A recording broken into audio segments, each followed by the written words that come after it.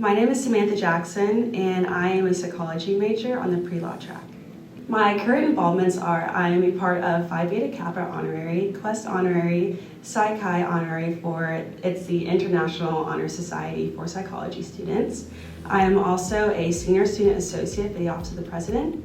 I am also a fellow for the Portman Center for Policy Solutions and a member of the Fellows Advisory Board for the Portman Center. I was the past president of the Psychology Club for 2 years, and now I serve as an executive liaison. The honors program played a huge part in my decision to come to the University of Cincinnati. When I was going to some universities, I kind of noticed that they were more focused on you are honored to be here in our space and you are honored to be admitted to our university. Whereas with UC, it kind of felt like they were honored to speak to us and they were honored that we decided to come. When I saw that I got in with a scholarship and I got accepted into the honors program, and I looked into the honors program and I saw everything it was about. And I just saw the culture of UC. I decided to come here. I accepted my admission the same day, and I found my roommate the day after, and I am so unbelievably happy that I made that decision. The most influential honors experience I've been a part of was actually a self-design.